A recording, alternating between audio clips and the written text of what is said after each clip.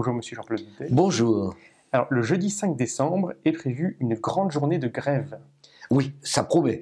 C'est, comme dit M. Mélenchon, la confluence des luttes.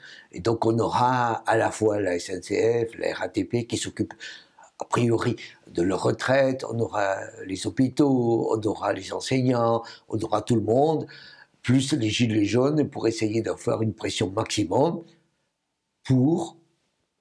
Et on ne sait pas quoi. Et c'est ça le problème, c'est que de ce que vous décrivez, on voit qu'il y a des gens qui ont des objectifs complètement différents, et du coup, ils n'ont pas un front commun, ils n'ont pas une revendication unique. Oui, on pourrait se dire, hein, du point de vue économique, ce qui inquiète, c'est la crise mondiale, les interrogations, la guerre, les manifestations qui apparaissent, par exemple, au Chili, au Liban, en quelque sorte les interrogations guerrières ou de croissance mondiale.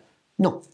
On pourrait s'imaginer aussi que c'est la crise de l'euro, de l'Europe, les interrogations qu'il y a à l'intérieur de l'Europe sur son organisation, alors que l'Angleterre s'en va, alors qu'il y a des interrogations en Italie, en Espagne. Non, on a vraiment quelque chose de très franco-français.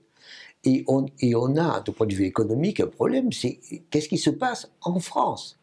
En France, il y a plutôt plus de croissance qu'ailleurs. Il y a 1,3% de croissance. C'est une des plus fortes croissances de la zone C'est euro. la plus forte croissance. C'est la plus forte croissance, nous avons 1,3%, et si vous êtes en Allemagne, vous avez 0,1%.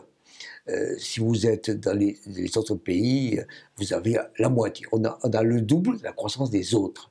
On a une stabilisation du chômage, et on a en même temps des créations d'emplois. Donc si on fait que de l'économie, on se dit, mais que se passe-t-il ? Et du coup, les revendications historiques qu'on pourrait imaginer des Gilets jaunes ou autres, en tout cas, a priori, n'ont pas de raison d'être particulière. Ce qui se passe, c'est sans doute plus profond. C'est plus profond et moins profond.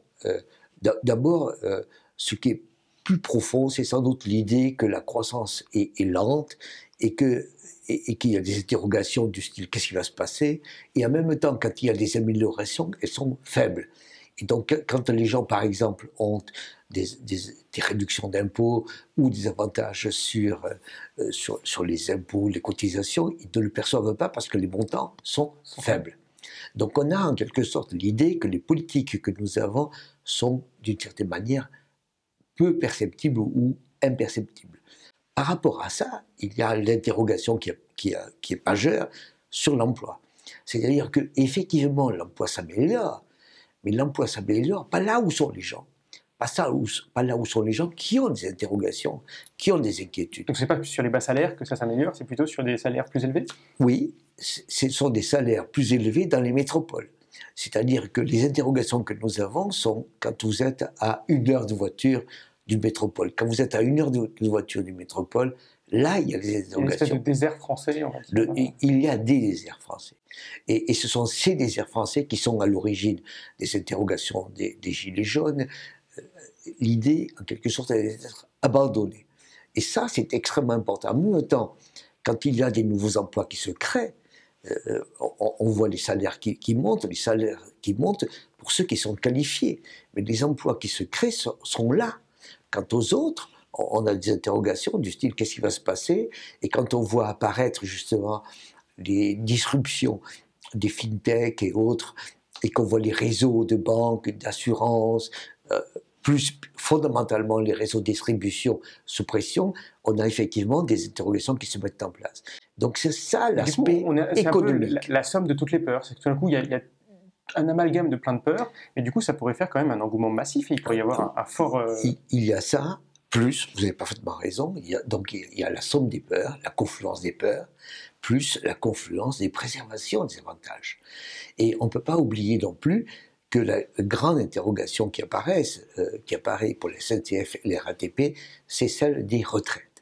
Et quand on entend le gouvernement dire il faut qu'un euro cotisé donne droit au même pourcentage de l'euro de retraite, en réalité, les gens disent oui, c'est une bonne idée.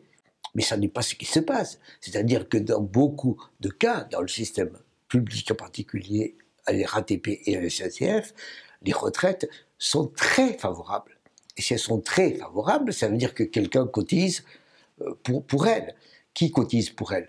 Pour une bonne part, le privé, notamment les cadres du privé, et fondamentalement aussi les dette.